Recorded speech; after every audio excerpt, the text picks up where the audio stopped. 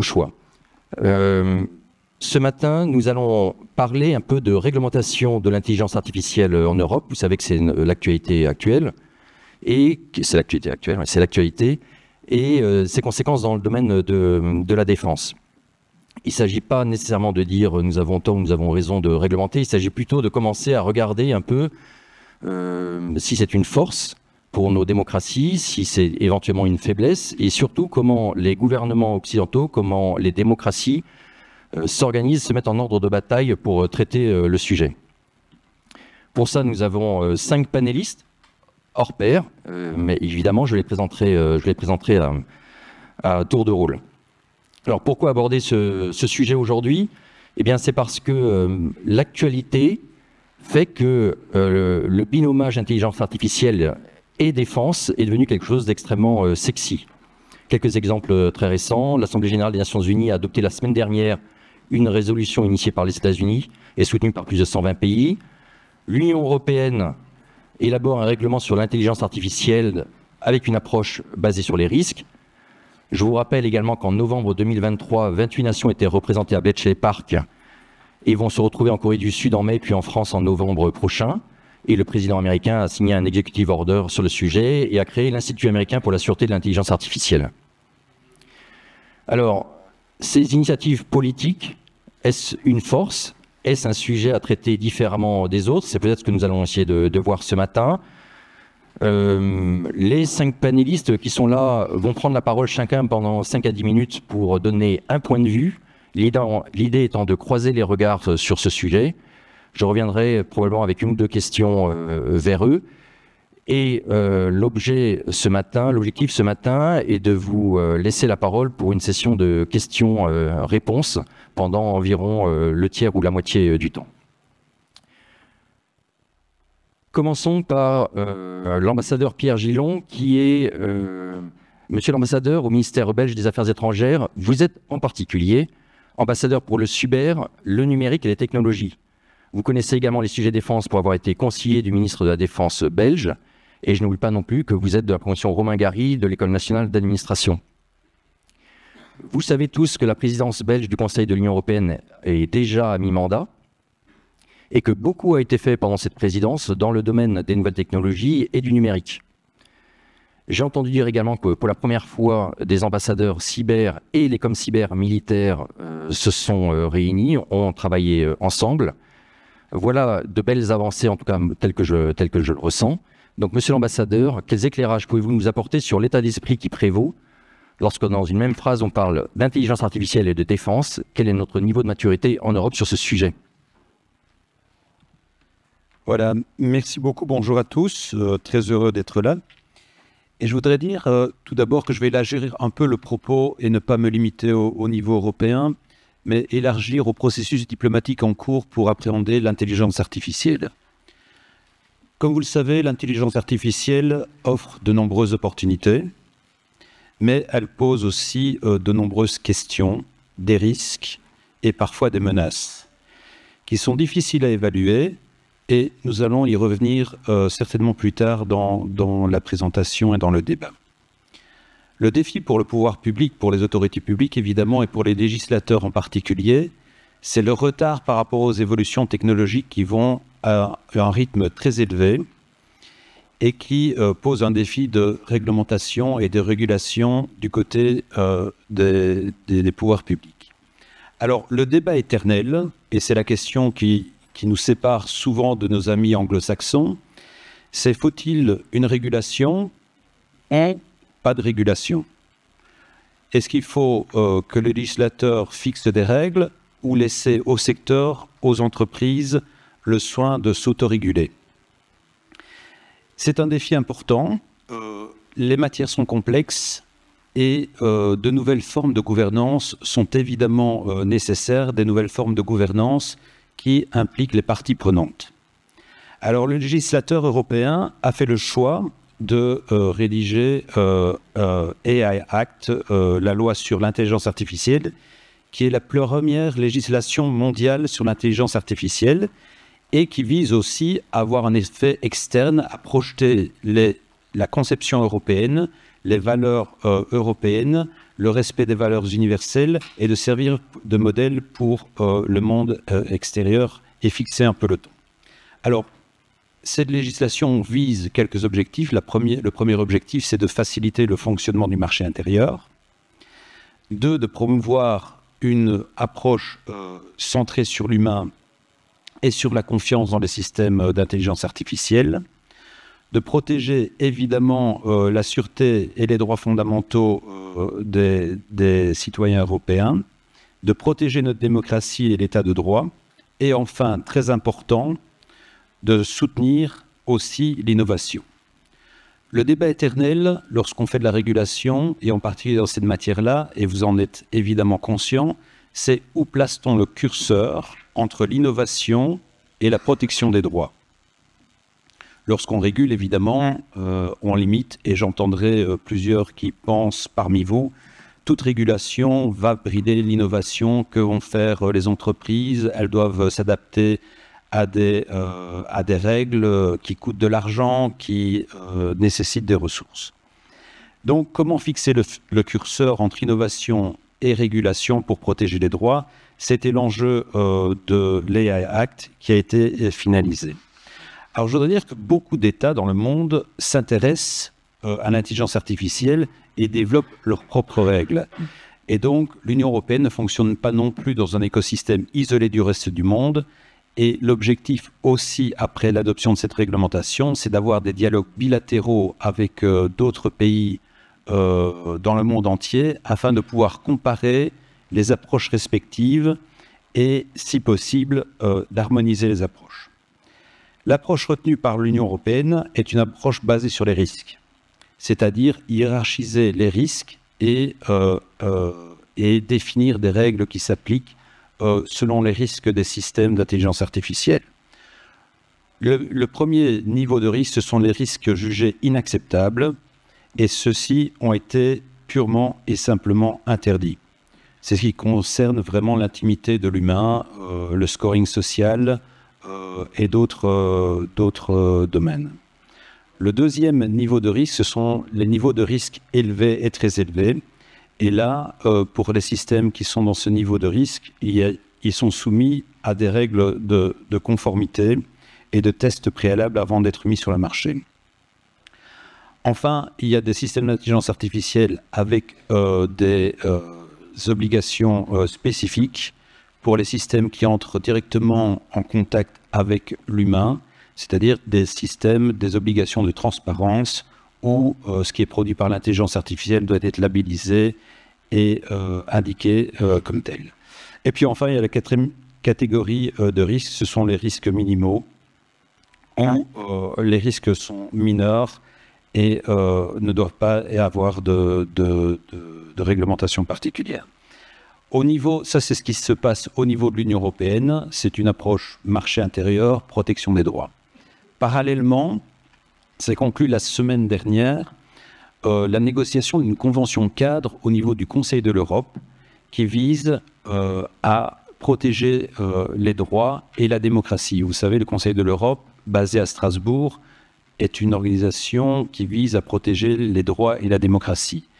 Ce qui est intéressant dans cette négociation de convention cadre, c'est que la négociation de la convention a été ouverte à des non-membres du Conseil de l'Europe.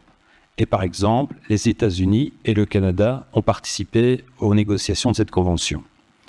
Pour l'Union européenne, c'était la Commission européenne qui menait les négociations. Pourquoi ? En raison du haut degré de similitude entre l'approche de l'AI Act, une approche basée sur les risques, et l'approche de la Convention cadre, qui est aussi une approche basée sur les risques. Alors, quel impact sur la défense et les applications militaires ? Eh bien, dans l'AI Act, spécifiquement, les questions militaires sont exclues du champ de réglementation de cet AI Act. Et de la même manière, les questions de sécurité nationale sont aussi exclues de la Convention cadre du Conseil de l'Europe. Alors, ceci ne veut pas dire qu'il ne doit pas avoir de réglementation ni de régulation dans le domaine militaire, et je reviendrai dans un instant sur ce sujet. Alors, au niveau international, l'intelligence artificielle est au centre de toutes les réflexions. Au début du mois de mars, j'étais à New York dans les négociations de l'Open Networking Group sur le cyber, que vous connaissez peut-être. Et une des sessions consistait sur l'évaluation du paysage de la menace en matière de cybersécurité. Et tous les États membres convergeaient pour dire que l'intelligence artificielle pose question et pose des risques et des menaces particulières pour la paix et la sécurité. Alors au niveau des Nations Unies, est en train de se négocier un pacte pour le futur qui devrait être adopté au mois de septembre. Il y a une proposition du secrétaire général des Nations Unies. Il y aura un document qui s'appelle le Global Digital Compact qui devra fixer les règles si les États membres des Nations Unies se mettent d'accord sur le développement du digital. Et il y a évidemment une partie qui concerne le développement de l'intelligence artificielle et la gouvernance au niveau mondial de l'intelligence artificielle. Alors, pour montrer qu'il est important que les parties prenantes soient à bord, le secrétaire général des Nations Unies a mis en place un comité consultatif de haut niveau qu'on appelle HLAB, High Level Advisory Board, qui réunit des représentants des gouvernements, des représentants de l'industrie, des représentants de la société civile et du monde académique, et qui doit réfléchir sur les enjeux et les mesures de gouvernance de l'intelligence artificielle. Il a rendu un premier rapport il y a quelques semaines et il devra présenter un deuxième rapport cet été. Alors, évidemment, une des questions importantes qui est évoquée par ce comité est bien sûr la question de l'horizon scientifique. Comprendre ce qui va se passer au niveau du développement de l'intelligence artificielle et comment informer les États sur les risques, les développements, les opportunités et le développement scientifique. Donc plusieurs idées sont en train d'être examinées pour un peu prendre modèle sur ce qui se passe au niveau climatique, avoir une institution qui permette d'informer les États sur les développements scientifiques. Donc, vous voyez, il y a énormément de projets et d'initiatives qui se passent au niveau international. Maintenant, la question... Alors, j'ajoute aussi qu'au niveau du G7, le groupement des 7 pays les plus industrialisés au monde, des guidelines ont été développés. L'UNESCO a développé aussi des normes éthiques pour l'intelligence artificielle. L'OCDE se penche aussi sur les questions d'intelligence artificielle. On a cité l'Executive Order au niveau des États-Unis. Il y a eu le AI Safety Summit en Angleterre qui sera suivi par le sommet de Paris. Donc, il y a énormément d'initiatives. Et la question qui va se poser maintenant, c'est la gouvernance internationale et la compatibilité de ces différentes initiatives. Et l'autre question qui se pose aussi au niveau diplomatique et politique, c'est comment avance-t-on ensemble ? Et quelle est la manière la plus efficace d'avancer ? Faut-il avancer au niveau universel à travers les Nations Unies, où il faut un accord entre beaucoup d'États qui ont des opinions différentes, qui sont à des niveaux de développement différents et de maturité différentes, ou faut-il au contraire avancer entre like-minded, entre même niveau de développement, entre groupes plus petits et former une sorte d'avant-garde ? Là, ce sont les questions qui sont actuellement débattues au niveau international. Alors, je viens un instant sur les domaines, parce que la plupart de ces questions au niveau européen excluent le domaine de la défense et le domaine militaire. Et pourtant, c'est un domaine qui aussi doit être régulé. Et il y a des initiatives qui sont en cours. Depuis plusieurs années, se réunit à ce débat à Genève la question des systèmes d'armes autonomes, suite à une campagne il y a plus d'une dizaine d'années menée par des ONG sur les killer robots. Voilà, là c'est un thème de discussion au niveau défense. Que faut-il faire ? Quelles sont les initiatives ? Alors, au niveau de la Belgique, nous avons une position très avancée sur le sujet et qui rejoint finalement une des propositions du secrétaire général des Nations Unies qu'il a faite il y a quelques mois. C'est celui de l'interdiction des armes létales autonomes, c'est-à-dire les armes qui peuvent tuer sans aucune intervention humaine. Ça, c'est notre position que nous partageons avec quelques États, c'est celui de l'interdiction totale des armes sans contrôle humain.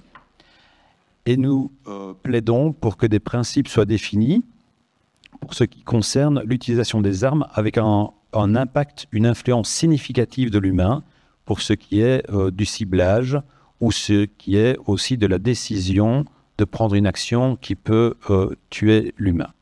Voilà. Je vais conclure par ces mots disant qu'il y a de nombreuses initiatives, diversité d'approches et qu'il y a évidemment de la régulation dans le domaine civil, mais que le domaine militaire et de la défense n'échappe pas non plus aux besoins de régulation. Il y a différence d'opinion entre les États, bien évidemment, mais ce sont des processus qui sont différents.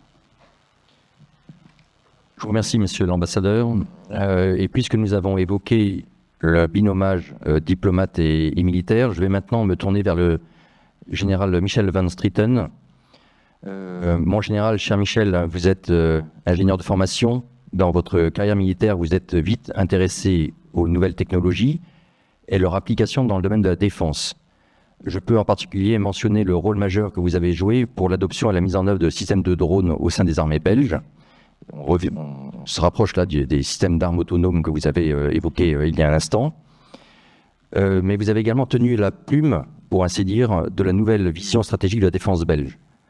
Vous êtes le premier commandant du Belgian Cyber Command et j'aimerais bien vous entendre, nous aimerions bien vous entendre sur la façon dont vous abordez cette problématique.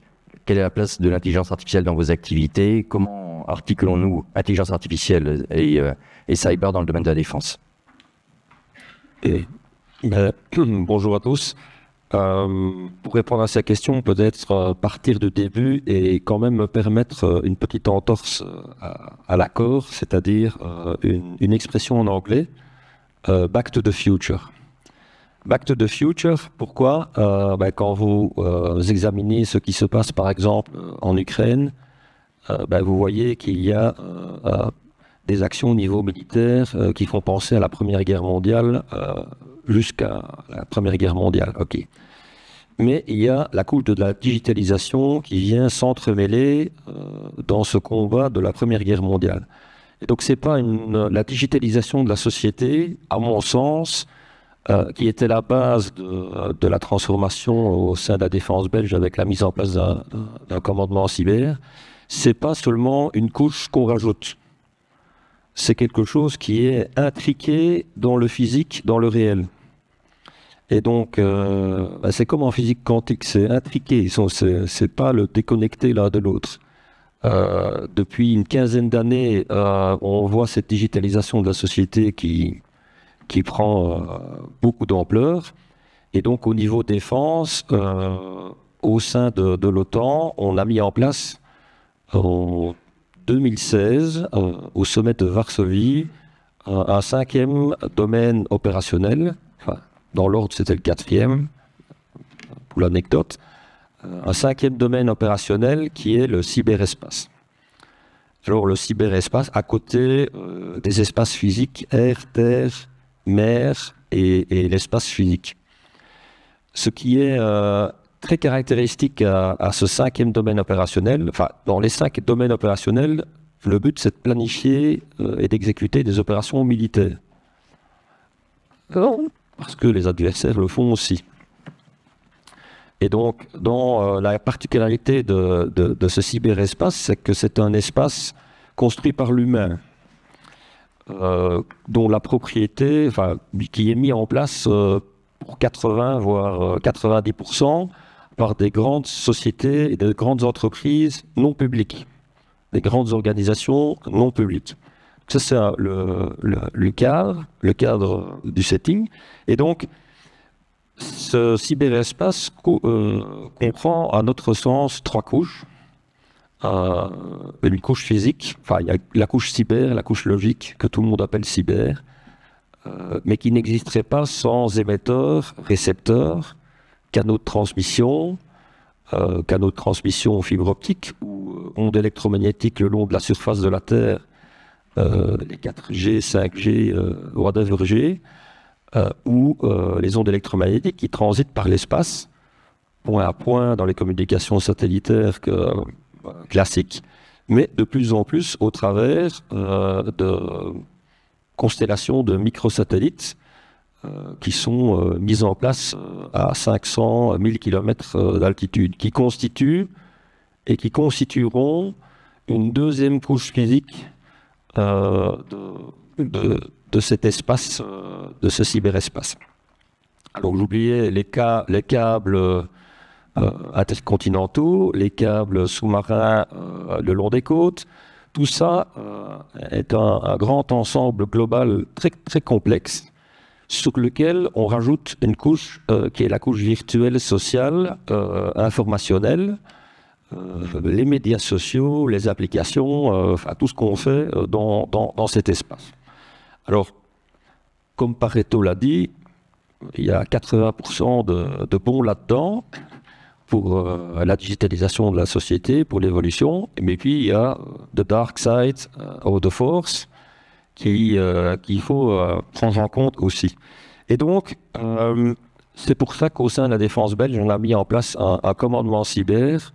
On aurait pu l'appeler commandement du cyberespace. On n'a pas encore poussé le point jusqu'à dire ce mot-là, puisque chez nos partenaires, ça s'appelle des commandements cyber, du cyber command. Mais on voit que chez tous nos partenaires, ils vont vers les extrêmes du cyber. Donc ils vont vers la couche physique, vers la guerre électromagnétique, et ils vont tous lentement mais sûrement vers la guerre informationnelle, vers les opérations d'information, etc. Et donc, il y a une commonalité de vision qui s'installe au niveau du monde militaire, et on a d'ailleurs des conférences de commandement cyber qui se font régulièrement avec les like-minded, donc les pays de l'OTAN et aussi des partenaires dans l'Indo-Pacifique, qui se font régulièrement 2 fois par an pour discuter de toutes sortes de sujets, mais également une conférence des cyber commanders qui se fait également 2 fois par an maintenant et qui est couplée aux présidences de l'Union européenne. Et on a d'ailleurs fait une conférence en commun avec les cyberambassadeurs dans un forum à Egmont, qui était une première ici lors de notre présidence. Tout ça pour dire que chez nous aussi, on est en train de voir comment innover l'organisation de la défense pour inclure cet aspect digital qui est intriqué dans le physique. Bon. Alors, le Cyber Command, nos missions, quelles sont-elles? C'est de faire les opérations dans le cyberespace, les opérations de prévention, donc tout ce qui est règles de bonne pratique, développement de chaînes cryptographiques pour tous les systèmes d'armes, systèmes d'autoprotection, guerre électronique, bonne pratique au niveau des réseaux, etc., etc. Ça, c'est la partie prévention. Il y a la partie défense active, donc programmation des systèmes de guerre électronique défensifs, tout l'aspect lié à la cyberdéfensive, et puis les aspects qui sont liés à les réactions en cas d'attaque de désinformation. On est également responsable de la partie collecte du renseignement dans tous ces domaines et du développement de capacités pour générer des effets militaires dans le cyberespace dans le cadre de, par exemple, des plans de l'OTAN. Donc ça, c'est un sujet assez large. Ça couvre pas mal de domaines technologiques et je viens maintenant au défi. Donc on doit développer toutes ces capacités pour l'ensemble de la défense belge et également pour servir en cas de crise au niveau national dans un écosystème national. Alors les défis, il y a 2 grands défis. Le premier, c'est l'explosion de la vitesse de développement des technologies disruptives et la cryptographie en est un domaine. Un autre, c'est le sujet du jour, c'est l'intelligence artificielle. Alors, dans ce cas-là, la problématique avec ces technologies qui évoluent si vite pour une organisation comme par exemple notre défense, c'est qu'on n'est plus, c'est plus possible au sein d'une seule et même organisation de maîtriser toutes les connaissances pour faire face à toute cette complexité globale et à l'évolution de toutes ces possibilités. Et donc le seul mot-clé pour nous, c'est partenariat.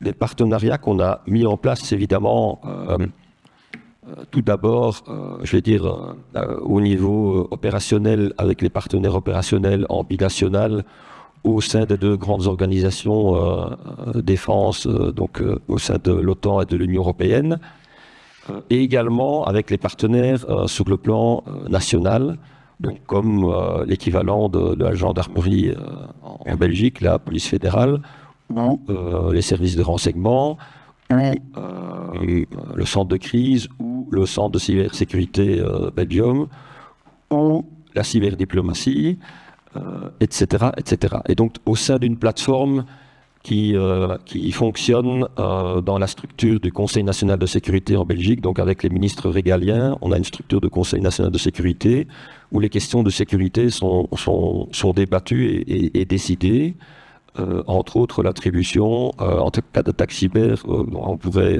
peut-être tout à l'heure évoquer quelques points. Alors, pour revenir au partenariat, les autres types de partenariats que nous avons mis en place, ce sont des partenariats avec le monde académique, avec l'industrie et avec le monde sociétal en matière de formation, et en particulier dans le domaine de l'intelligence artificielle.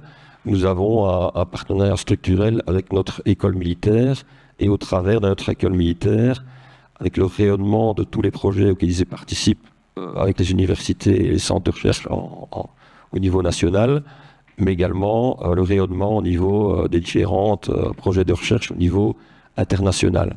Et donc ça, c'est un petit peu en résumé comment nous pensons en tant que défense, en tant que cybercommune de la défense, nous organiser pour pas être prêts à quelque chose qui est déjà arrivé, mais comment nous projeter back in the future.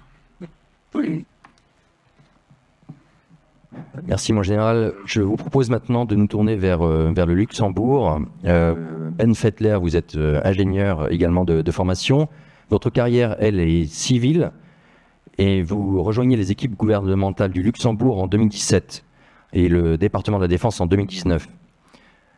Vous en êtes le directeur cyber et à ce titre, vous avez élaboré la première stratégie de défense cyber. Vous avez également dirigé les travaux portant sur le sujet des systèmes d'armes autonomes. J'aimerais savoir ce que pensent de tout ça nos amis luxembourgeois qui, je peux en témoigner, sont extrêmement actifs dans les enceintes européennes et de l'OTAN. Oui, merci et bonjour à tous. Donc, je vais vous expliquer un peu le contexte luxembourgeois et comment est-ce qu'on adresse le sujet IA actuellement chez nous. Donc, comme évoqué, en 2019, quand j'ai rejoint la Défense, la première chose qu'on a fait, c'est vraiment mettre en place une stratégie de cyberdéfense avec principalement 4 objectifs stratégiques. Et l'objectif stratégique à adresser aujourd'hui, c'est celui des défis futurs. Donc, on s'est dit qu'on devrait au moins tous les 2 ans faire une cartographie des défis et des opportunités futures dans le domaine cyber. Et sans surprise, un des sujets à adresser, c'est l'IA. Et principalement, dans ce sujet qui est tellement vaste et grand, on a identifié quelques priorités pour nous, car Luxembourg, ressources limitées en termes de ressources humaines, on doit se focaliser sur quelques priorités. Donc, une, c'est vraiment l'intelligence artificielle dans les logiciels malveillants. Deuxième, c'est on doit s'occuper des systèmes qu'on a mis en place, donc la surveillance des systèmes. Donc, comment est-ce qu'on pourrait utiliser l'intelligence artificielle pour faciliter la surveillance, donc SOC automation. Et le troisième, c'est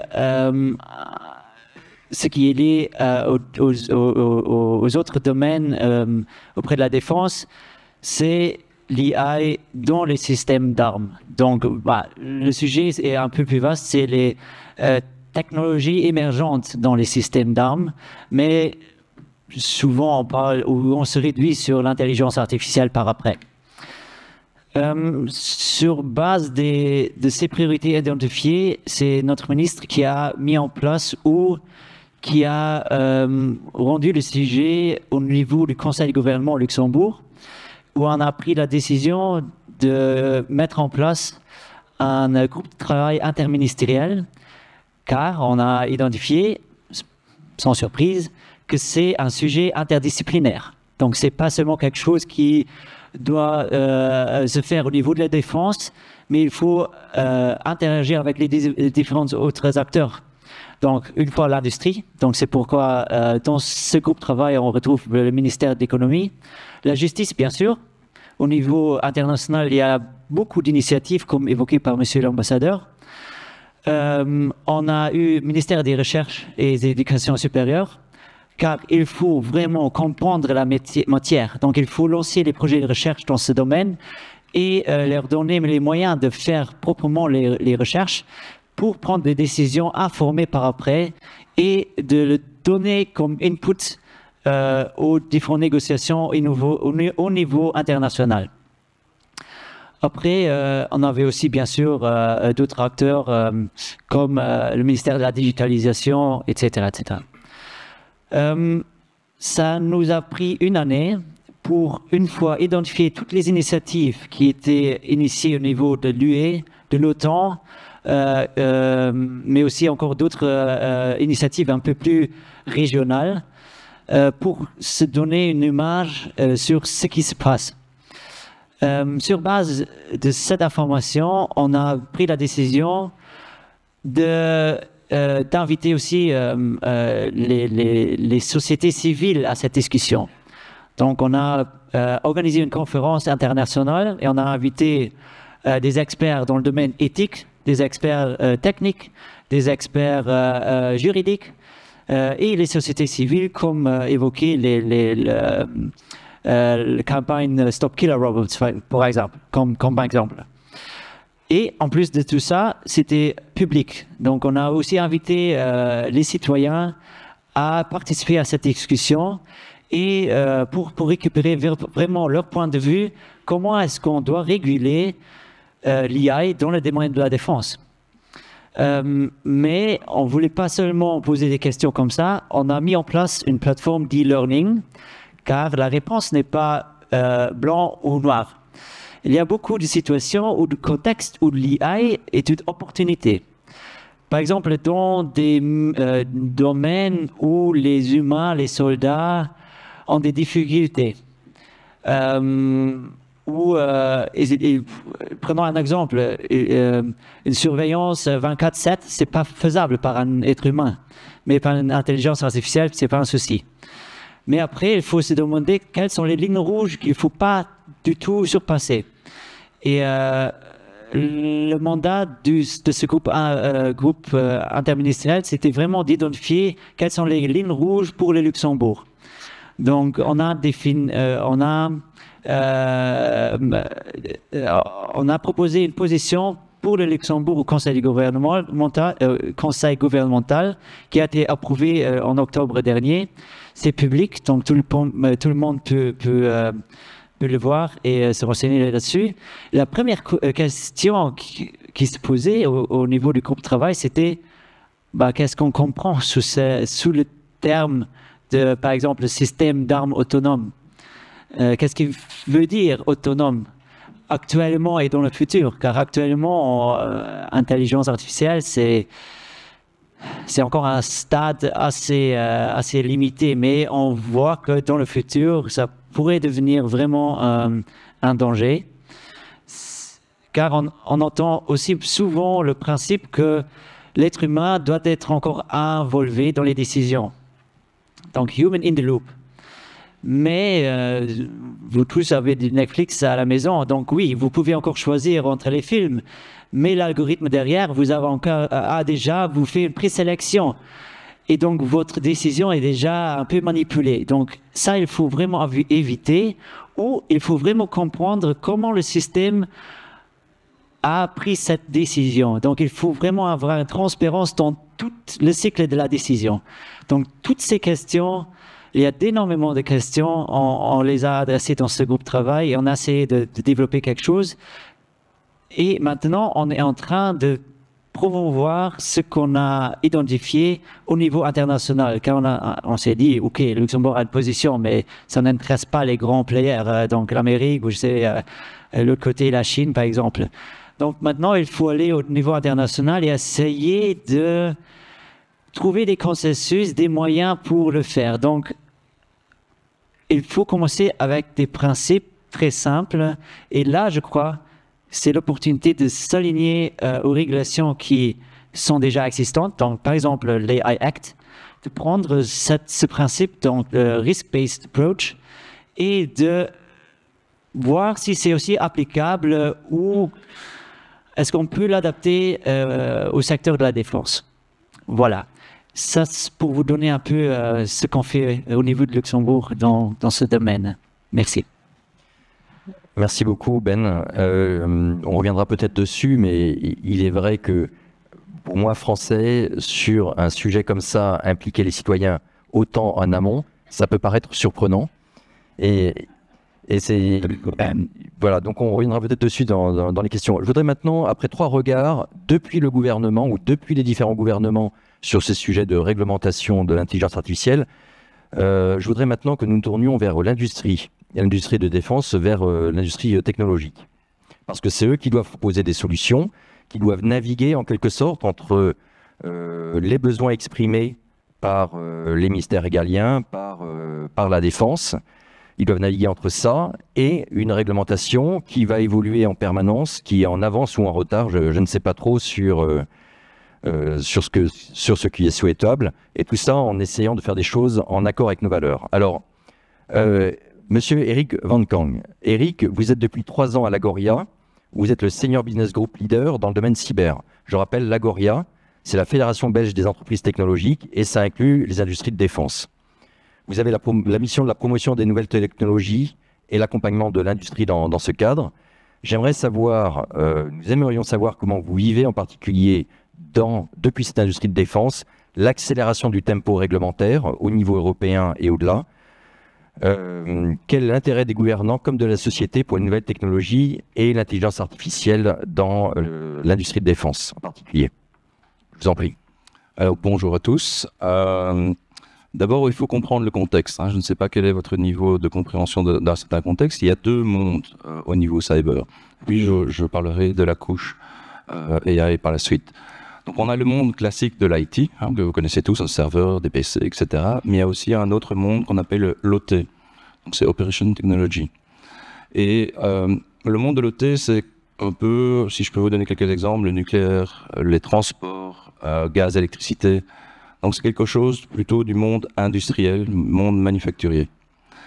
Alors, pourquoi je distingue ces 2 mondes? Parce que ça va avoir un impact sur justement les prises de décision, mais aussi comment l'AI pourrait avoir un impact sur notre day-to-day. Alors, quelle est la particularité du monde de l'OT? Malheureusement, c'est un monde où la maturité cyber est très faible. Par exemple, Agoria a fait une étude en 2021 et 50% des patrons, en tout cas référencés dans cette étude, estiment qu'ils ne sont pas concernés par la cyber. OK. Et deuxièmement, c'est aussi 48% reconnaissent qu'ils ont des actifs informationnels, donc des assets, qui sont d'un niveau de legacy de plus de 10 ans, voire jusque 30 ans. Parce que comme vous le savez aussi dans le monde de l'OT, quand ça tourne, on ne touche pas à la prod. Et on ne touche pas à la prod. Or, ce qui se passe, c'est qu'on a quand même une évolution des nouvelles technologies et malheureusement, le monde de l'OT n'est pas toujours en phase avec cette évolution technologique. Alors, je voudrais quand même insister, et ça c'est quelque chose que je vous invite à retenir. Dans le monde de l'OT, j'appelle ça les 3 Y, ce sont 3 Y. il y a l'aspect legacy, hein, donc tout ce qui est obsolescence. Il y a l'aspect safety, ça c'est vraiment crucial et je vais insister par la suite là-dessus. Donc le safety, c'est quel est l'impact sur la vie humaine, si je dirais, pour l'ensemble des employés, mais aussi les consommateurs, les utilisateurs des applications ou en tout cas des produits du monde de l'OT. Et puis, comme je l'ai déjà annoncé, il y a vraiment une difficulté de toucher à cette production. Et donc, oui, il faut mettre des solutions innovatrices. Alors, si ce n'était que ça, c'est pas encore trop grave. Au jour d'aujourd'hui, je ne sais pas si vous connaissez le FOF, le Factory of Futures ou Industrie 4.0. C'est quoi exactement? C'est très simple. On fusionne les deux mondes. C'est IAOT. Donc en clair, vous avez un monde de l'IT qui est relativement mature avec un monde de l'OT qui ne l'est pas. Et paf, on a un nouveau écosystème avec les implications. Alors ce qui est intéressant aussi, c'est que au jour d'aujourd'hui, les menaces sont croissantes. Alors vous connaissez tous le phishing, hein, je pense, j'espère. Vous êtes tous sensibilisés à ne pas cliquer sur un lien qui n'est pas adéquat. Je pense que vous êtes relativement tous concernés sur le ransomware. Donc le fait que toutes vos données sont encryptées et malheureusement vous ne savez plus les utiliser à part payer une rançon. Mais il y a plus que ça. Depuis 2 ans, on a remarqué une nouvelle menace qui s'appelle les wiperwares. Alors certains rigolent, pensent à un Tupperware, mais le wiperware c'est quoi? C'est ce malware qui a cette faculté à wiper. Wiper, donc c'est plus qu'effacer. C'est vraiment intervenir dans les chipsets, donc les puces des cartes mères, et surtout dans l'objectif de pouvoir détruire vos systèmes de défense. Et donc quand on n'a plus de système de défense, vous êtes vulnérable. Et malheureusement, on est déjà dans une autre catégorie, et on appelle ça les killware. Donc phishing, ransomware, wiperware et les killware. Et c'est quoi les killware? En fait, c'est simplement, si je puis dire, une attaque cyber qui a un impact sur la vie humaine. On a déjà des exemples, j'espère que ce sont des dommages collatéraux, mais Gartner prévoit en 2025 une explosion de ces killware. On a de plus en plus d'exemples et c'est surtout des attaques, par exemple, sur les hôpitaux. Hein. Je crois qu'en France, il y a déjà pas mal d'exemples. En Belgique, on est aussi un peu bombardé. Imaginez qu'on parvienne à prendre le contrôle des urgences ou qu'on falsifie les types de traitements, etc., etc. Vous n'imaginez pas l'impact que ça peut avoir. Alors, maintenant, si vous rajoutez cette couche AI dans ce petit framework phishing, ransomware, wiperware et killware, qu'est-ce qu'on va avoir? Vous allez avoir la première phase qui s'appelle le deep RICO. Je vais parler de deepfake. Deep RICO, ça veut dire que vous allez avoir des systèmes autonomes qui ont cette capacité d'analyser, je dirais, le cyberespace et de trouver les failles. C'est un peu comme un sniffing, un scanning, mais de manière tout à fait automatisée. Et puis, il y a le deep phishing.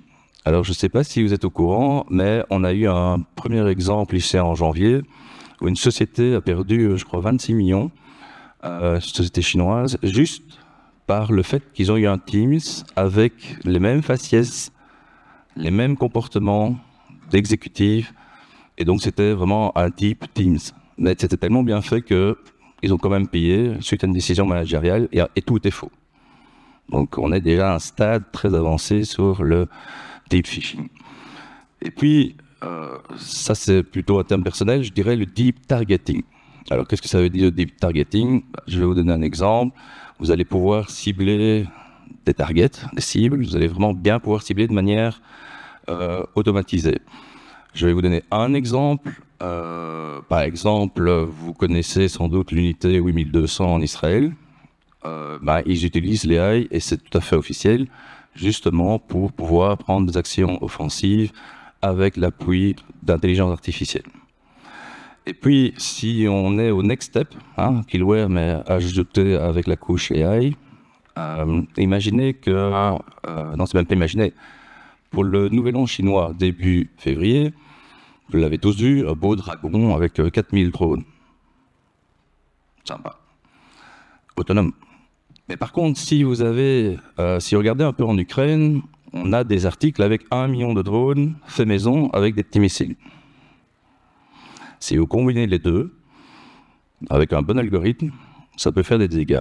Et on peut le dire, certes, il y a quand même des préoccupations au niveau défense. en disant qu'avec 300 drones bien armés, on pourrait faire des dégâts sur des porte-avions. Donc, ce sont des choses qui sont vraiment importantes à prendre en considération. Alors, ce qui est positif, hein, parlons maintenant de manière positive, c'est qu'on a un tsunami de régulation européenne. Hein, vous connaissez tous le NIS2, j'espère.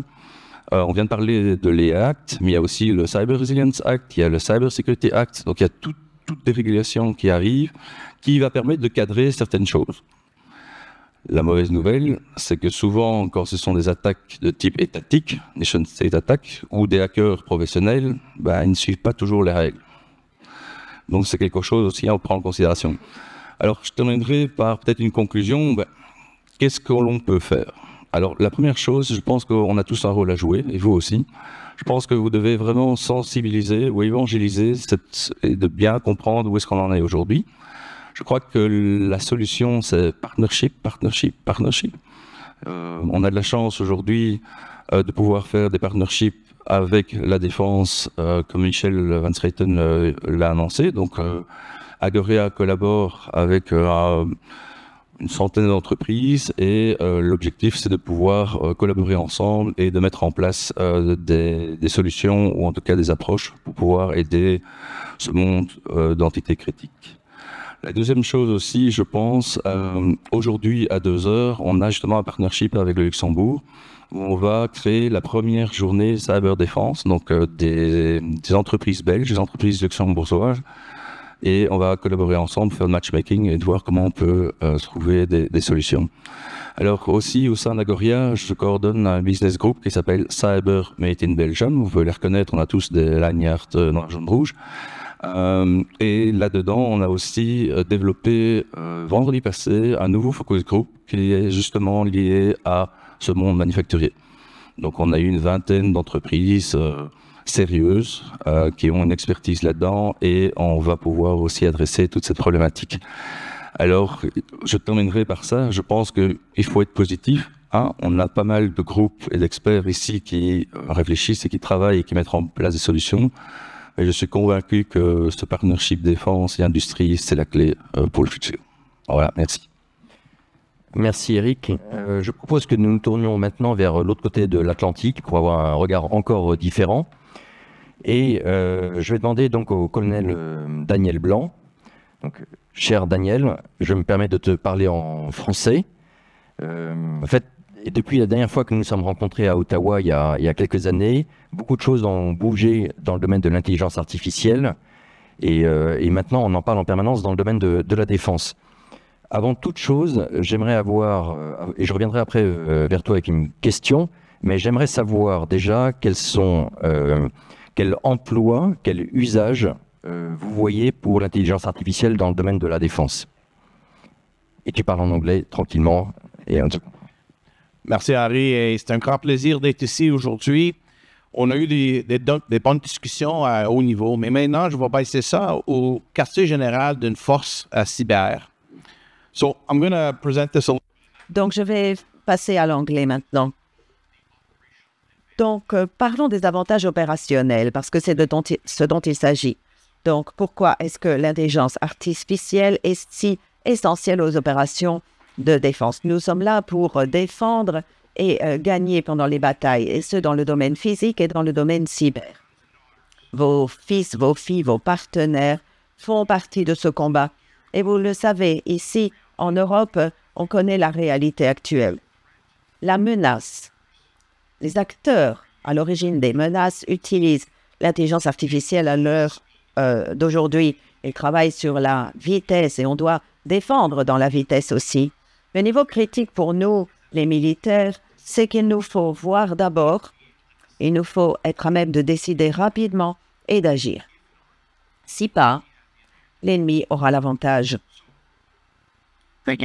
Donc, à nouveau, l'intelligence artificielle, on n'a pas le choix. Il nous faut l'appliquer dans nos forces militaires. Comment le faire cependant? C'est une discussion ouverte qui a lieu avec tous les militaires de l'Occident parce que nous devons le faire de façon responsable, d'une façon où l'on a une confiance totale dans les gouvernements qu'on représente pour s'assurer que ce soit fait de façon responsable. C'est un défi. Effectivement, nous travaillons de vitesse, de précision et de confiance. Et l'application de l'intelligence artificielle doit être faite comme cela dans les opérations militaires. Dans mon organisation, on envisage l'application et on envisage 9 domaines: la détection de la menace, le contrôle en temps réel, la réponse aux incidents, la détection de malware, les autorisations et les aspects d'authentification, la sécurité de nos réseaux et la formation à la sensibilisation. Et on observe l'application de l'intelligence artificielle dans les opérations de défense, d'attaque, dans la coopération, de la sécurité, dans nos capacités. Donc c'est critique. À nouveau, si l'on veut lutter et gagner dans le domaine, l'intelligence artificielle va être un facilitateur clé qui va nous amener probablement à certaines discussions par rapport à l'importance de nous assurer que la législation des gouvernements, et comme on en a discuté précédemment, il faut tout garder à l'esprit. Merci Daniel. J'en profite pour te poser une autre question.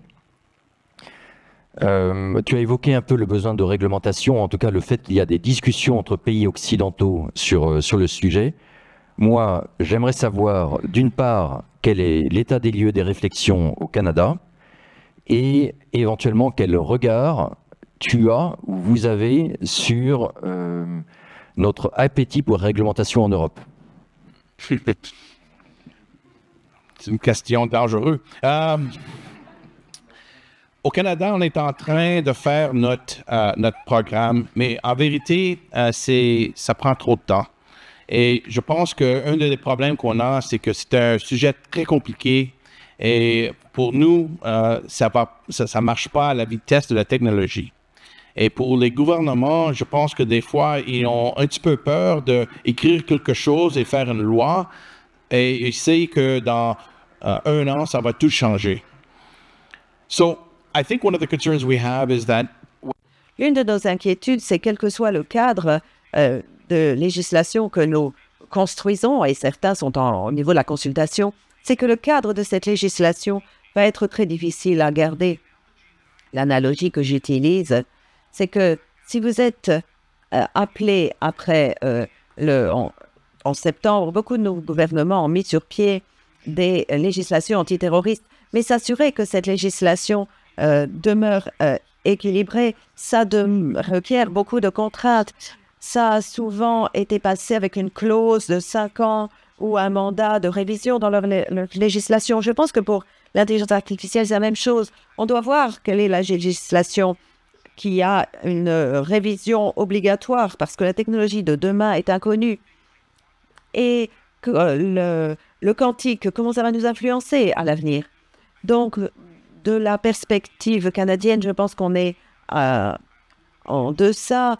On est en retard par rapport à la législation européenne. J'espère qu'on va rattraper, mais c'est très complexe et beaucoup de travail est en route. Je pense qu'on va apprendre de l'expérience européenne quand ils vont appliquer leur cadre législatif. Merci. Je retiens la notion. Alors d'abord, nous sommes en avance. Merci pour le compliment. Je retiens également le défi de la réglementation qui sera en fait toujours en retard sur la technologie et donc le besoin, mais que j'avais déjà entendu de la part des autres intervenants, le besoin de conserver de la marge de manœuvre dans la réglementation et la nécessité d'être capable de la revoir régulièrement. Pour cela, d'ailleurs, je me tourne vers vous, monsieur l'ambassadeur, pour savoir finalement pourquoi le corps diplomatique, pourquoi les diplomates, pourquoi autour de l'étape de négociation à Bruxelles et au-delà, nous nous interrogeons sur les risques et menaces de l'intelligence artificielle et leur relation avec la cybersécurité ou la défense de façon générale. Parce que ce n'est pas votre, si je puis me le permettre, terrain de jeu habituel. Voilà, merci. Mais je veux tout d'abord dire que l'intelligence artificielle, il faut le voir sous l'aspect opportunité et l'aspect risque et menace. Il ne faut pas oublier l'aspect opportunité qui en amène beaucoup. Alors pourquoi est-ce qu'on s'interroge sur les risques et les menaces de l'intelligence artificielle? Parce que notre cœur de métier, c'est la paix et la sécurité. Paix et sécurité internationale. Et la semaine dernière, par exemple, nous avions une réflexion au niveau des Nations Unies sur les risques de l'intelligence artificielle par rapport à la cybersécurité. Alors, on a travaillé sur base de 3 scénarios. ce n'est pas exhaustif, mais ça donne une idée des risques actuels sur lesquels on s'interroge. Premier scénario, ce sont des cyberattaques qui sont renforcées et accentuées par l'intelligence artificielle. Et l'exemple pris du scénario, ce sont des attaques cyber renforcées par l'intelligence artificielle qui exploitent des vulnérabilités inconnues et qui ont pour cible des infrastructures critiques. L'idée, c'était évidemment réseau électrique et l'impact sur la société que ça pouvait avoir et l'impact aussi sur les relations entre les États. Et si on pousse le raisonnement, et ça ne faisait pas partie des discussions, mais je le partage avec vous, si on pousse le raisonnement d'une attaque de l'intelligence artificielle autonome sur une infrastructure critique, par exemple une centrale nucléaire, l'attaque est immédiate, vous ne savez pas d'où elle vient, et elle a l'effet d'une bombe nucléaire. Quelle est, dans ce cas de figure, la politique de dissuasion nucléaire qui est menée en France, par exemple? Dans une guerre conventionnelle nucléaire, vous avez quand même quelques minutes pour réagir, pour savoir d'où vient le missile ou la charge qui porte la charge nucléaire. Mais dans ce cas précis d'une attaque menée par l'intelligence artificielle qui complexifie une cyberattaque, les règles internationales, les règles de dissuasion et les règles de paix et de sécurité sont complètement modifiées. Deuxième scénario, c'est le scénario d'une intelligence artificielle qui est utilisée dans nos sociétés. Imaginons que l'intelligence artificielle est utilisée pour traiter les dossiers d'immigration et est chargée de faire le pré-examen des dossiers des candidats à l'immigration pour voir s'ils remplissent les conditions légales fixées par l'État. Et imaginons que l'intelligence artificielle ait été altérée, qu'une attaque ait modifié les algorithmes et le système d'analyse commence à dévier faiblement et on ne le détecte pas tout de suite. Et dans les dossiers d'analyse d'immigration, des dossiers d'immigration, tout d'un coup, on voit que les personnes de moins d'1,60 m et qui sont rousses commencent à se faire refuser les dossiers. Et alors, il y a un impact évidemment dans la confiance de toute la population sur la mise en œuvre de cette intelligence artificielle.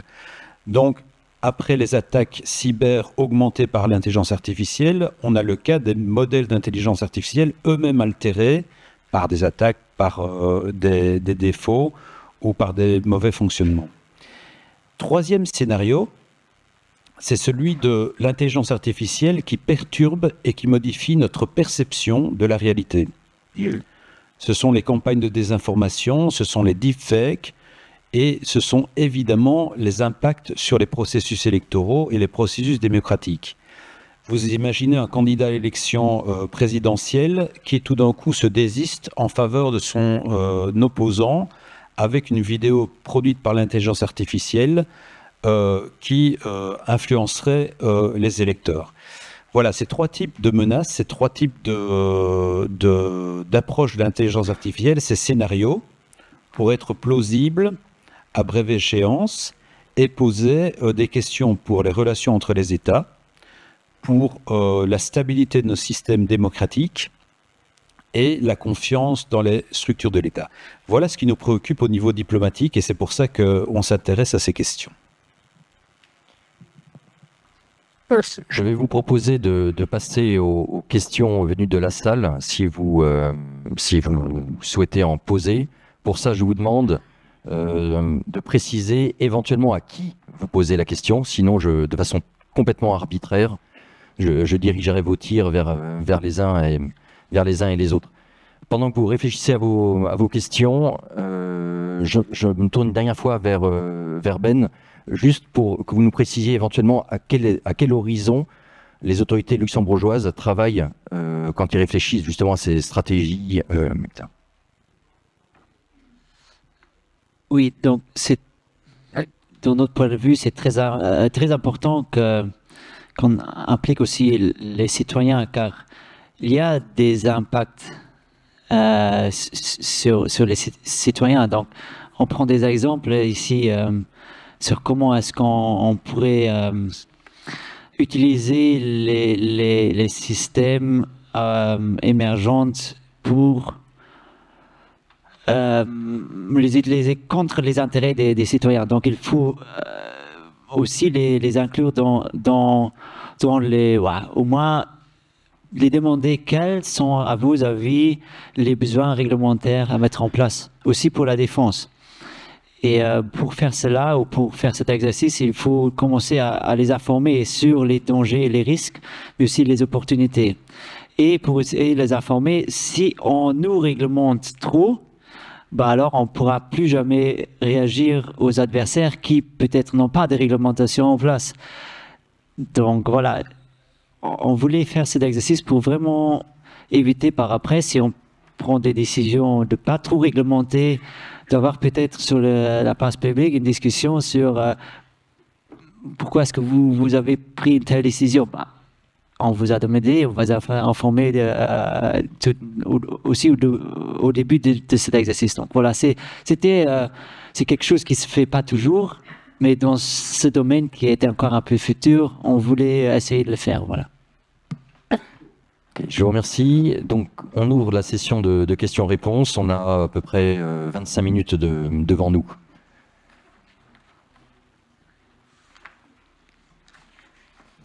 Je vous en prie. Je suis Georges Hélène, je travaille également pour la Boria, pour le secteur défense et défense. Ma question est à M. l'ambassadeur et aux représentants luxembourgeois et canadiens. Vous parlez d'armes autonomes et l'utilisation d'intelligence artificielle.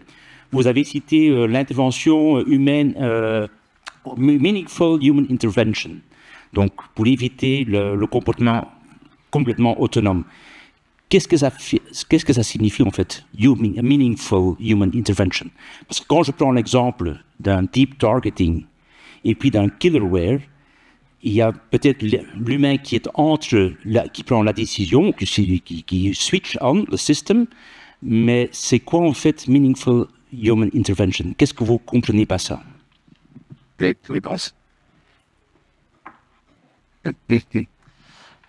Voilà, donc il y a beaucoup de discussions au niveau international sur exactement ces sujets. Qu'est-ce qu'on comprend sous système d'armes autonomes, mais aussi human in the loop, human out of the loop, meaningful human interaction. Car c'est vraiment quelque chose de clé qui va se mettre par après dans les textes, mais il faut avoir une définition. Ce qu'on comprend chez nous, c'est au moins la décision si on parle de système d'armes, la décision, est-ce que on peut déployer une force contre un objet, oui ou non? Ça doit provenir de toute façon d'un être humain, mais cet être humain doit prendre cette décision d'une façon informée. Donc il doit comprendre comment est-ce que le système a fait la conclusion qu'il faut maintenant déployer une force. Car si après on a vraiment un incident non voulu, il y aura des questions, il y aura des forensiques à faire et tout. Donc il faut vraiment garder cette trace des décisions dans la chaîne de commandement. Voilà. Je voudrais intervenir aussi sur cette question, basée aussi sur, l'expérience professionnelle d'il y a plus de 20 ans, avec l'introduction de grands avions pilotés à distance. Et j'utilise à dessein ce mot-là et pas le mot drone. Et donc, en anglais, RPA, Remotely Piloted Aircraft. Donc, le premier point que je veux mettre sur la question, c'est qu'il faut appeler les choses correctement, la bonne terminologie. Donc, quand on voit un MQ-9B ou un MQA, un Reaper, vous voyez un avion qui vole sans pilote à bord, et on appelle ça un robot.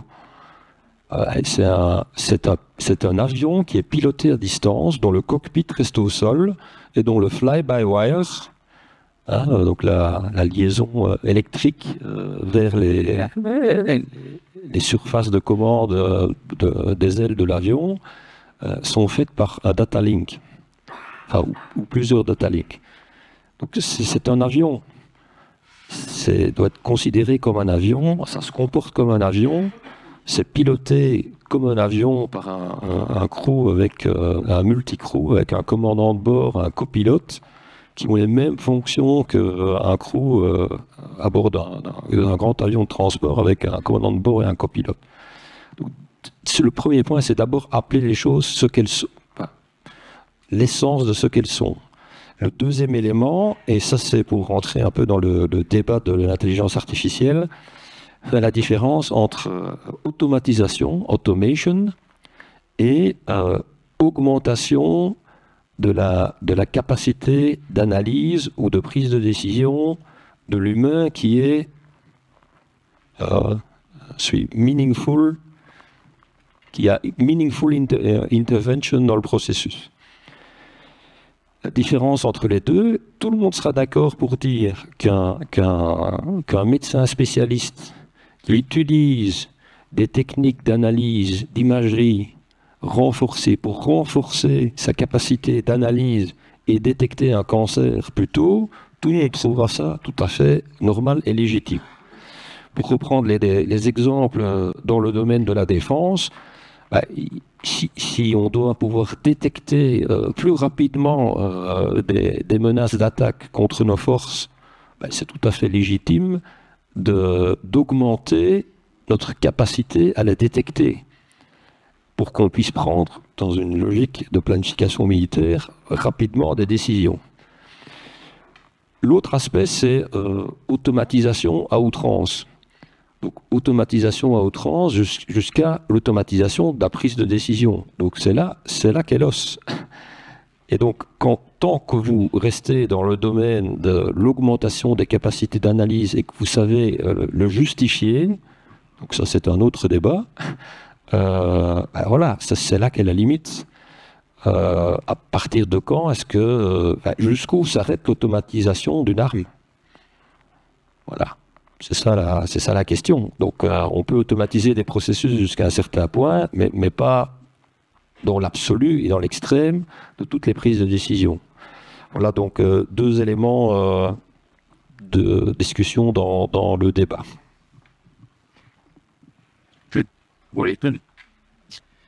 Voilà, pour prolonger peut-être cette excellente distinction qui est faite, la question qui se pose, c'est la prédictabilité de l'arme. C'est-à-dire si c'est automatisé à l'extrême, on connaît son comportement. Si c'est un modèle entraîné par l'intelligence artificielle, par définition, on ne peut pas connaître son comportement. Et c'est ça la grande différence entre les deux. Alors, meaningful human intervention, évidemment, c'est le cœur du débat, c'est ce qui doit être discuté entre les États qui négocieront pour se mettre d'accord sur ce que ça veut dire. Pour moi, il faut distinguer les différentes phases des systèmes et des armes. Pour moi, ce que je dirais comme définition personnelle, c'est la capacité de l'humain à contredire la machine et contredire l'intelligence artificielle en donnant une décision alternative. Mais évidemment, c'est compliqué parce que le système d'intelligence artificielle a une capacité de gestion des données supérieure à l'être humain en termes de données, mais aussi en termes de temps de réponse. Et le véritable challenge ou le véritable défi pour un humain, c'est de ne pas être écrasé par la machine et dans une circonstance où il a la capacité mentale de contredire une proposition de décision de l'intelligence artificielle, mais aussi qu'il aura le temps de réaction nécessaire pour prendre une décision fondée peut-être sur d'autres éléments qu'aura utilisé l'intelligence artificielle, qui peut être des éléments d'éthique, qui peut être des éléments d'humanité, qui sont tous des éléments qui font partie du droit humanitaire international. Donc c'est vraiment la capacité de l'humain à pouvoir donner une opinion alternative et reprendre le contrôle sur ce qui serait proposé par l'intelligence artificielle. Mais ça sera le cœur des débats. Merci. Alors, j'ai cru voir qu'il y avait au moins 2 questions au fond là-bas. Merci. Et je propose qu'on prenne les 2 questions. Alors, Sachez également que en fait, nous avons des projecteurs dans les yeux. Donc, si vous voulez que je vous vois poser des questions, n'hésitez pas à faire comme quand vous êtes au restaurant et que le maître d'hôtel vous tourne le dos. Vous faites de grands gestes, ce qui me permettra de vous voir. Donc, on a 2 questions au fond. Merci. Oui, bonjour à tous. Merci beaucoup pour votre intervention. Donc, Antoine Briot, je suis chargé de mission au French Cyber Command. Ma question se tourne davantage vers le général Van Schretem et le colonel Daniel Blanc. On a évoqué du coup l'usage de l'intelligence artificielle quant à la modification des perceptions. Je voulais savoir quelles étaient les réflexions du Cyber Command belge et des forces cyber du Canada sur la guerre psychocognitive, parce que vous n'êtes pas sans savoir que des États comme la Chine développent actuellement des programmes de modification des perceptions à l'aide de l'intelligence artificielle. Donc je voulais savoir quelles étaient les réflexions militaires sur ces questions-là, et notamment sur l'utilisation de l'IA dans ces domaines d'affrontement. Merci beaucoup. Merci pour la question. On va prendre la deuxième question. Bonjour à tous, Laetitia Avia, avocate. Ma question porte sur justement le cadre juridique, puisqu'on sait qu'il est déjà assez faible en matière d'intelligence artificielle et encore plus faible, voire quasi inexistant, en ce qui concerne les applications militaires. Vous avez indiqué qu'au Luxembourg, dans le cadre de votre consultation, de votre groupe de travail, vous aviez intégré des juristes. Je voulais savoir quel était leur rôle et leur position et quel est leur rôle aujourd'hui dans la mise en œuvre de votre stratégie. Merci. Donc, dans l'ordre, Daniel, Michel, puis Ben pour le Luxembourg. OK, I think I'm gonna... Oui, je pense que je vais essayer de répondre. Et je pense que ça va être de façon unique. Les émotions humaines poussent nos actions. Et des émotions que nous avons tous sont faciles à manipuler. Et donc, la façon dont il faut le regarder, c'est que l'adversaire peut hacker nos cerveaux de façon très facile. Et si vous ne me croyez pas, il faut regarder les tendances dans les réseaux sociaux avec les gens, non pas des bonnes informations, la désinformation, la misinformation. Donc, l'intelligence artificielle va être utilisée pour influencer les comportements humains plus qu'aujourd'hui. Ça va être de pire en pire. Et donc, l'utilisation de l'intelligence artificielle pour manipuler la population à travers de l'influence de nos émotions est vraiment très inquiétant. Et nous n'avons pas encore la réponse. Nous ne savons pas comment le contrer pour le moment. Vous savez, le niveau de désinformation qui est disponible actuellement, les gouvernements ne peuvent pas réagir assez rapidement. Et donc, on essaie parfois de faire en sorte qu'on puisse trouver la vérité rapidement, de façon efficace et à travers des différentes plateformes ou des plateformes multiples. Mais lorsque l'information arrive sur les réseaux sociaux avec des influenceurs qui ont des millions de suiveurs, de followers, regardez les sites de vos gouvernements, regardez combien de followers ils ont sur Twitter, X, Instagram, etc. Et il faut comparer ces chiffres avec d'autres influenceurs qui sont là sur les réseaux.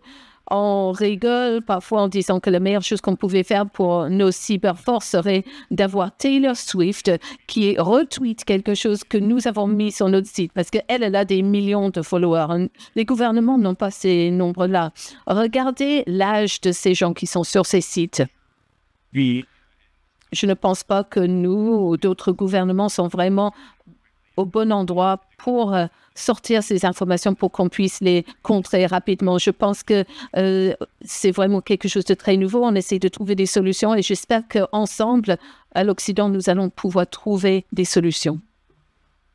qui concerne la Belgique, le Cyber Command a un rôle particulier, puisque nous faisons aussi partie des services de renseignement et de sécurité de la défense, qui est un des deux services de renseignement de la Belgique.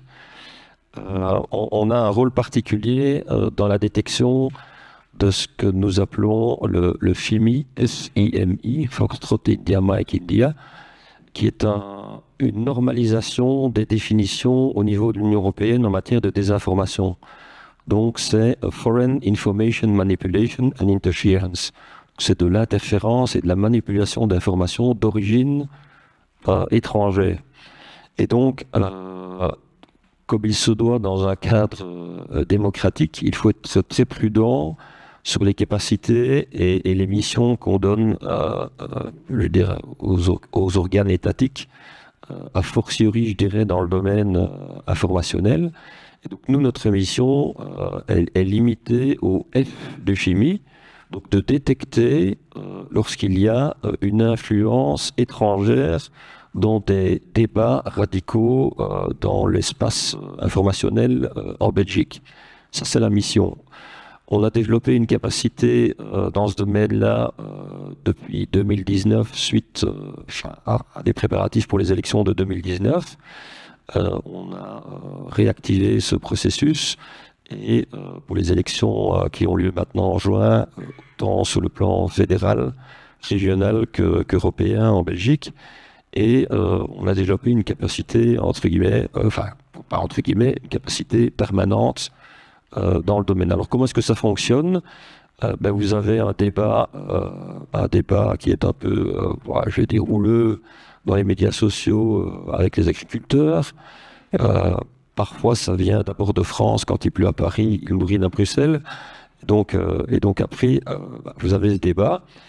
Et à un moment donné, on détecte en fait que des discussions radicales sont accélérées, soit par des algorithmes automatisés, soit par des trolls, soit par des bots, enfin, peu importe. Et on essaye de détecter d'où ça vient, d'où ce pic d'accélération provient. Donc ça, c'est une des missions que nous faisons. On coopère également en international sur le domaine avec les cybercommandeurs en binational et également au sein de la conférence des cybercommandeurs de l'Union européenne, puisque nous avons mis justement cette thématique-là à l'agenda de nos discussions, et plus particulièrement, le mot-clé, c'est partenariat pour y apporter une réponse. Alors, partenariat avec qui? Partenariat avec des ONG, partenariat avec des consortia qui sont mis en place par l'Union européenne. Il y a 14 hubs de consortia visant à contrer la désinformation qui ont été mis en place avec des subsides européens. Il y a un des hubs, en Belgique on en a deux, puisqu'on en a un pour la partie francophone et un pour la partie néerlandophone. Pour la partie francophone, on retrouve l'agence France Presse, on retrouve des télévisions belges, on retrouve des organisations qu'on appelle média literacy, c'est-à-dire compréhension des médias, comment fonctionnent les médias, fact-checker, etc. On retrouve une ONG comme EU des Infolab qui détecte des campagnes de désinformation. Et donc, en travaillant avec ces hubs,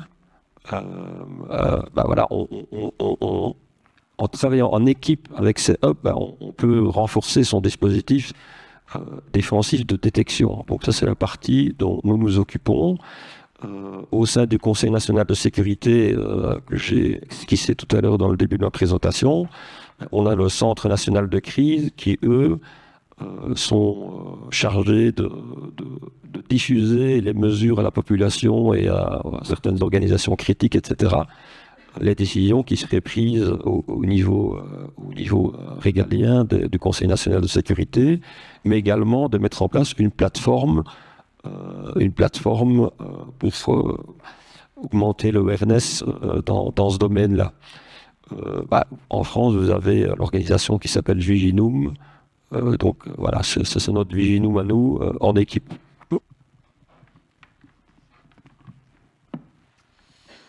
Oui, sur la question du rôle des juristes dans notre groupe de travail. Donc c'était un rôle très important car il faut d'abord faire l'analyse de la situation actuelle. Donc quelles sont les législations déjà en place, les régulations, etc. Aussi au niveau international, le droit international, principalement le droit international humanitaire, comment est-ce qu'il s'applique à ce nouveau type d'armes? Est-ce que c'est vraiment un nouveau type d'arme ou est-ce que c'est missile? C'est une missile, mais maintenant c'est avec une fonctionnalité de plus, cette autonomie. Voilà, donc il faut se poser les questions. Comment est-ce que ce qu'on a déjà en place s'applique sur les systèmes d'armes autonomes? Deuxième rôle, c'était la question sur le dual use. Donc, on a les I-Act qui s'appliquent sur l'industrie. Si eux développent des algorithmes qui peuvent être réutilisés par les défenses par après, comment est-ce que ça s'applique pour eux? Et après aussi, pour les questions de recherche, est-ce que, par exemple, on entend souvent, alors il faut essayer d'encoder le droit international humanitaire dans les algorithmes appliqués par l'intelligence artificielle, car il y a vraiment quelques principes qui pourraient être probablement, il y a des recherches qui le peuvent être encodés pour le ciblage, par exemple, pour identifier une cible. S'il y a une identification que c'est peut-être une probabilité que c'est un hôpital, alors c'est l'être humain qui doit prendre le contrôle et le système d'armes ne peut pas prendre une décision par lui-même. Voilà. Donc il y a énormément de questions juridiques dans ce domaine. Donc il faut vraiment travailler très proche avec les juristes. Voilà. Merci. Des volontaires pour des questions? Alors, on va prendre une question ici. Et ensuite, je sais que le panel a une question pour vous. Et la CIM, réserviste pour l'armée de l'air. Vous avez très peu parlé de l'OTAN. On a des pays membres de l'UE ici et aussi de l'OTAN. Donc, je souhaitais en savoir un peu plus sur la coopération UE-OTAN en matière de cyber et d'IA. Et savoir les dynamiques internes, les rapports de force. Est-ce que les pays membres de l'UE au sein de l'OTAN arrivent à faire valoir leur vision et leurs objectifs en matière d'IA et de cyber? Merci. Oui, évidemment, pour les alliés et les membres, je crois que tous les représentants autour de la table sont à la fois des alliés de l'OTAN.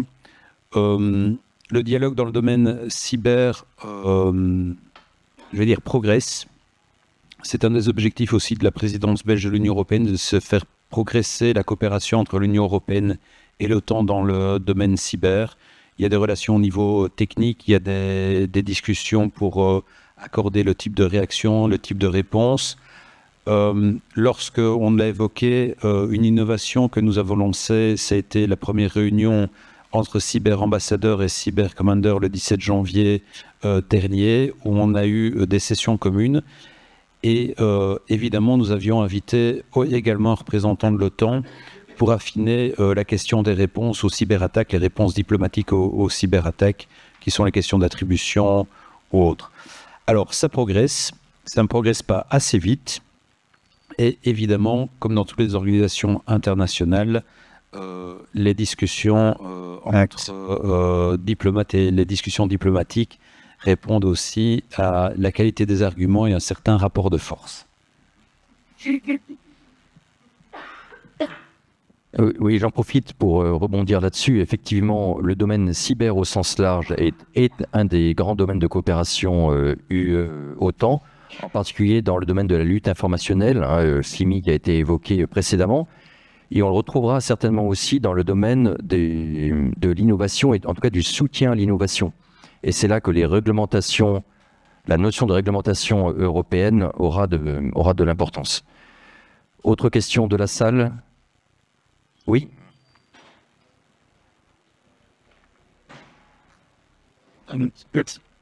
Bonjour, déjà merci pour la conférence. Donc moi c'est Imad Berazag du Centre opérationnel de sécurité du ministère des Affaires étrangères. Moi j'avais une question un peu plus large, c'était pour savoir, les IA c'est quelque chose de très complexe, on sait les entraîner mais on ne comprend pas forcément leur fonctionnement et leurs algorithmes.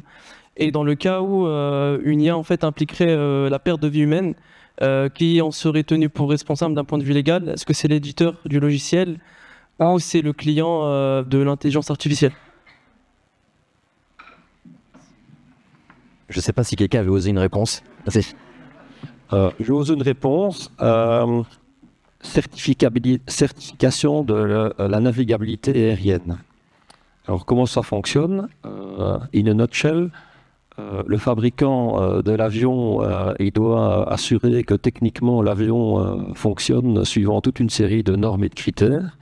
Il en est responsable il en est responsable pendant toute la durée de vie de l'avion et toutes les modifications de l'avion. L'avion est vendu à un opérateur, une compagnie aérienne. Ben, la compagnie aérienne est responsable d'utiliser cet avion dans les conditions et suivant les réglementations et les normes qui ont été dictées par le constructeur et par le secteur aéronautique en général. Le pilote, le système de maintenance de l'avion, les entreprises qui entretiennent cet avion, ben, c'est le même principe. Elles sont normées. Les personnels qui travaillent pour la compagnie aérienne, les pilotes, ben, ils ont aussi toute une série de certifications à respecter. Les opérateurs qui font la maintenance des avions sont responsables de respecter toute une série de normes et de directives de constructeurs. Et en plus, il y a un système qu'on appelle Aviation Safety, où pour 600 petits problèmes, vous avez 100 incidents, vous avez 10 accidents potentiels et vous avez un vrai accident. Et donc, le but, c'est de fermer les trous du fromage dans les 600. Et donc ça, c'est le... Alors, qu'est-ce qu'on fait quand on patch? C'est quoi patcher? C'est boucher un des 600 petits trous, et c'est continuellement boucher ces 600 trous. Et donc, pourquoi est-ce qu'on se partage l'information? Parce que c'est le même système qu'en aéronautique. Tous les utilisateurs d'un type d'avion sont obligés de se partager l'information sur les petits trous qu'ils auraient trouvés par hasard, pour avertir le constructeur, etc. Et donc, maintenant, en intelligence artificielle, comment est-ce qu'on applique ça? Déjà, c'est compliqué de l'appliquer en informatique. Or, a fortiori, c'est encore plus compliqué de l'appliquer en intelligence artificielle. Mais c'est pour moi un début de réponse dans une approche possible. Merci. Je vais demander à chacun des intervenants de préparer son court mot de la fin de façon à ce qu'on respecte le créneau horaire qui nous a été autorisé. Je retiens moi en particulier le fait que même si on dit que la défense est exclue du champ de la réglementation ou souvent exclue du champ de la réglementation dans le domaine de l'intelligence artificielle, en fait la frontière est extrêmement floue, voire inexistante, et c'est peut-être là l'un des plus grands changements par rapport à notre vision, notre approche en général de la réglementation sur les questions de nouvelles technologies et défense. Si les uns et les autres sont prêts, je vais commencer par l'autre extrémité de la table. Daniel, prêt? Écoute, je veux juste dire que c'est très important pour nous dans le militaire et pour aussi ajouter à répondre à une question de l'OTAN. Pour nous au Canada, c'est très difficile de faire des opérations cyber au-dessus de l'OTAN parce que la plupart des autorités sont des autorités nationales. Et on est encore en train de travailler comment on va faire ça en dessous de l'OTAN. OK, c'est bon. Moi, je dirais partnership. Hein, je me répète, mais je pense qu'on doit vraiment avoir ces partenariats à différents niveaux. On en a parlé, des partenariats inter-nations, des partenariats, je veux dire, défense, privé, education. Et donc ça, c'est pour moi l'essentiel. Je pense que l'autre mot, je pense qu'on doit vraiment comprendre les valeurs de la cyber et comment l'AI peut intervenir là-dedans. Et c'est une question de confiance et de résilience. Et je pense que ce sont deux mots-clés que vous devez garder en mémoire. Et pour conclure, donc, ce qui est pas important, c'est vraiment de trouver des principes qui s'appliquent aussi à la défense avec vraiment les lignes rouges qu'il ne faut pas dépasser, comparables avec l'AI Act, avec les unacceptable risks. Donc là, il faut aussi trouver des moyens pour définir ça dans le domaine de la défense. Donc l'AI Act, on pourrait prendre comme base pour essayer de définir des principes applicables à la défense. Aussi, c'est difficile. Voilà, merci. Je voudrais terminer par partenariat aussi et deux questions vis-à-vis de la salle. Et donc, partenariat dans le domaine des connaissances, c'est absolument indispensable. C'est tellement complexe, ça évolue tellement vite c'est intriqué dans toute notre vie et notre société, et donc il n'y a pas d'alternative à établir et à travailler ensemble. D'où ma question. Donc en cybersécurité, je suppose, qui connaît le framework MITRE ATT&CK qui décrit les différentes techniques qui peuvent être utilisées pour attaquer les systèmes en cybersécurité? Une bonne majorité de la salle, ça c'est bon signe. Qui connaît le MITRE Atlas? Un peu moins. Alors le MITRE Atlas, c'est la version IA du MITRE ATT&CK. Et donc, si vous voulez, ici dans la thématique de la conférence, vous approfondir dans les techniques et les risques qui sont liés aux applications en intelligence artificielle, allez une fois comme on dit en Belgique, allez une fois voir le MITRE Atlas. Alors, pour conclure, moi je voudrais retracer quand même un cadre un peu plus global. Nous avons parlé de l'intelligence artificielle avec nos yeux d'Européens ou de communautés transatlantiques, mais de rappeler qu'au cœur de ces questions d'intelligence artificielle sont aussi un combat ou une rivalité entre des visions différentes du monde. Entre des visions où on met l'humain au cœur de nos préoccupations, les valeurs démocratiques, la préservation des droits fondamentaux, qui sont des valeurs universelles. Et de l'autre côté, il y a des approches plus autoritaires, qui visent à utiliser la technologie pour soumettre les sociétés, les contrôler, vérifier leurs agissements, et d'une certaine manière limiter les droits. Et je crois que c'est important d'avoir ça en tête, c'est que ce n'est pas une question technique, ce n'est pas une question militaire, c'est aussi une question du fondement de nos sociétés. Il y a différentes visions autour du monde, et je crois que c'est vraiment dans le dialogue international, dans le multilatéralisme, qu'il sera important de confronter les idées pour avoir des éléments de rencontre, des éléments, des règles qu'on peut partager malgré nos différences de vue et qui seront importantes pour les questions de paix et de sécurité. Alors, il est évident que pour faire face à ces défis, la coopération, le partenariat sera important, partenariat entre diplomates et militaires, mais aussi partenariat avec les parties prenantes qui sont l'industrie, mais aussi le monde académique et la société civile.